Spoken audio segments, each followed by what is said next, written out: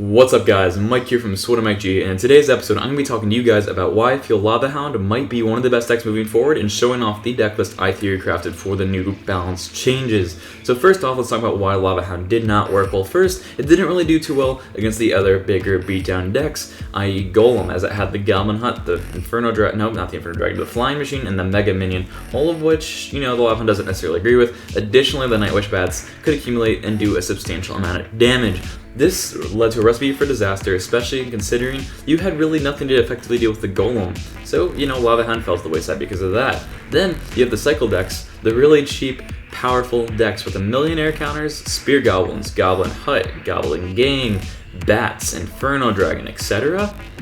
And, well, poison. That's kind of the key factor there.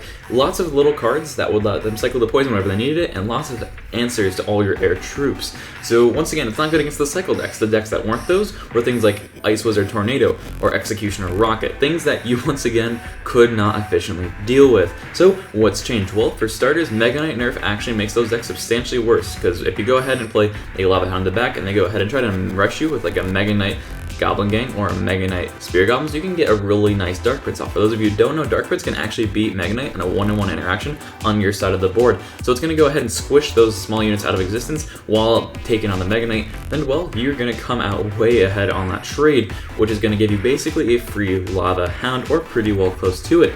Then, let's talk about those bigger beatdown decks. The Inferno Dragon, the inclusion of the Inferno Dragon on this deck guarantees that you're going to have a really nice time against Golem decks, as once again, they can't really deal with the Inferno Dragon behind a Lavahound, as the Mega Minion and the Flying Machine and the Spear Goblins aren't going to be able to accumulate fast enough to really deal with it. Now, let's talk about the inclusion of Fireball. That's going to get you a lot of value, as usually, they have to play things in a relatively similar radius to avoid you getting value out of your cards off to the side to deal with their flying troops. So you're going to get really good Fireball zaps consistently time and time again. Additionally, you're not suffering as much to poison bait, as you can go ahead and split lane push really efficiently using Lavahound and a tank, i.e. Inferno Dragon or Dark Prince, and then Miner plus minions. I almost said bats there on the other lane, and that really gives your opponent a problem because they can't use their air troops on both sides.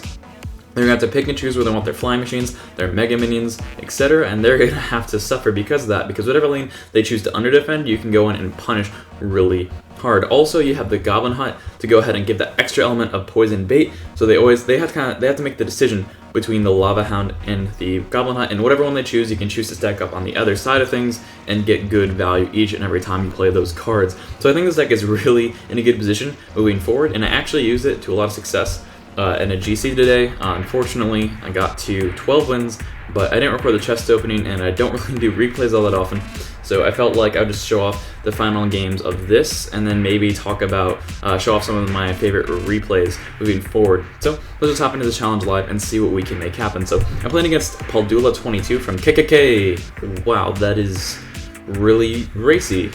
Good job, guy. You're clearly a great citizen. So I'm gonna give him a good luck, a thumbs up, and then I'm gonna mute up. And this is a good example of Dark Prince. I could probably have gotten a lot better value there off that Dark Prince, but it's okay. The Dark Prince is still going to have to be dealt with, and we're going to put us in a good position overall. He's going to have to put a Miner down to make sure his Musketeer survives, and that's going to put us in a really prime position moving forward. So I'm going to go ahead and throw minions on top of this roughly about now, and I'm going to go ahead and fireball the Goblin Barrel just because I didn't really have a good counter in hand, and I don't want to take a million damage on my towers. So this is going to be one of those games where I'm going to have to kind of just sit back casually and get value over time, wait for a good elixir lead, and get a nice clean push out of it, or at least that's what it's looking like it's going to have to be. So I'm going to go ahead and deal with this bowler with an Inferno Dragon and see what he has in store for me. Now I'm going to get a Zap ready. See if he has bats or anything too crazy. Kind of looks like we're fine. I'm not going to over support this push. I'm going to go ahead and zap those though, just because the Inferno Dragon plus the Goblin, Spear Goblins are going to deal with that pretty well. And then I'm going to play a Goblin Hut in the back, just once again accumulating those Spear Goblins. That's kind of the name of the game in single elixir. You're not really looking at doing too much, and my Dark Prince kind of lagged there, but it's all good. You're going to want to try to defend these as much as possible, and this barrel is going to do like 0 damage. So I'm going to go ahead and try to support this, but he had arrows, that was unique. And I'm going to go throw Inferno Dragon down to kill the bowler, and I'm going to throw a Miner on this to finish that off. And I'm going to go ahead and zap everything. Unfortunately, I should have waited a half second longer. I could have got a lot more value out of that, but oh well.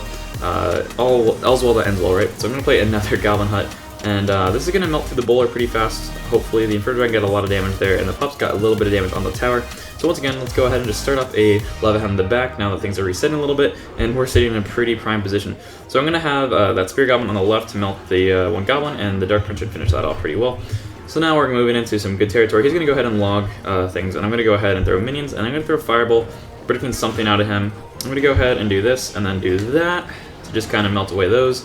And so far we're sitting really pretty, guys. We have pretty good situation in our hands. We have the Lavahound, we got the Miner just chipping away, and I'm going to go ahead and play another Lavahound in the back. And things are going to start spiraling out of control for him really fast. He just wasted his arrows, which is really good for us. I'm going to play an Inferno Dragon again, just to melt out that bowler, just because that card is a little terrifying from time to time. And I'm going to go ahead and finish off that Musketeer, because it's a little sketchy from time to time, and we're going to go ahead and also zap all this out of existence. Unfortunately, kind of missed some stuff, but it should be fine. I'm going to go ahead and just fireball this, because at this point the game is basically over, and I just want to get that last bit of damage. I'm going to go ahead and throw the Miner on the back of this end of the tower, just because everything's in the front, and well, he can't choose it to both sides. Then I'm going to go ahead and just play another Goblin Hut, and just kind of just sit back, wait for the end, and see what we can make happen here. We're going to go ahead and zap that, but alas, the game's over. We got the dub, guys. We got that 9-win live for you guys, and well, I hope you got some basic idea of how to play the deck. I didn't really take advantage of split pushing too much in that match, but I was able to accumulate quite a bit of Spear Goblins and kind of show off some of the power of Spear Goblins plus Lavahound. Oh, I almost forgot. One of the key things to think about this deck is Dark Prince is a really good meat shield for Lavahound, as it doesn't die off to Inferno Dragon, and a lot of the splash cards that are really strong against it, also, you know, that are really strong against traditional tanks for Lavahound, don't really do too much against Dark Prince. Also, cards like Knight that were really efficient against Dark Prince in the past just got a little bit of nerf. So this is a really conducive meta for Dark Prince, in my opinion, and I really think it's going to be a strong card moving forward. So let's see what we get out of this legendary chest, guys. Let's pray for a Night Witch. Come on. Yo, ask and you shall receive, ladies and gentlemen. That is at 18 out of 20. We are lit, boys. Oh man, we're gonna see some max Night Witch ladder gameplay soon, guys. It is coming. Oh man. Okay. That's just speechless right now. Let's see what we get in the chest. Maybe another Night Witch. Maybe, please. 6,000 gold. That's pretty respectable, actually. I didn't know it was quite that much. 3 Goblin Hut, 4 Inferno Tower, 6 Bomb Tower, 81 Arrow. Of course, we got the 17 Mega Minion. 186, no legendary, but hopefully not Hunter. Oh well, guards is fine, we got some gold, we're stacking up at 131k, and well, I'm feeling pretty good about that. We just kind of have enough gold to do whatever you need. The only card I'm missing to play this deck on max ladder, by the way, is Goblin Hut, so I only need about 20,000 more gold for that, and who knows, maybe you'll see some cool ladder videos moving forward with Lavahound, but I'm a really big believer in this deck, guys, and let me know what you think of it in the comment section down below. I know this video is a little shorter than normal, so what I'm going to actually go ahead and do is throw on some replays for the rest of this video, but I'm kind of a little bit of a time crunch. I have some midterms coming up and I got to study for them, so I'm just going to go ahead and play that Hog Rider gameplay where my face is right now. Keep some text below and just go ahead and throw some replays on. So hope you enjoy the rest of the video, guys. As always, don't forget to like, comment, subscribe, join the G Crew, stay tuned. The next Becoming a Pro series is coming shortly, guys. Stay classy. See you next time.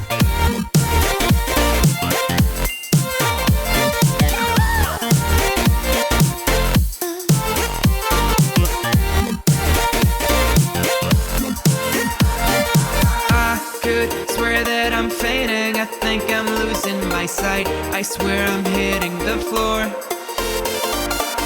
I could swear that my stomach just sunk a meter. I'll be dead if I take any more. You make me feel kinda bad, kinda good, kinda everything, yet it doesn't feel like it should. You make me feel kinda wrong, kinda right, kinda anything, and I would change it if I could.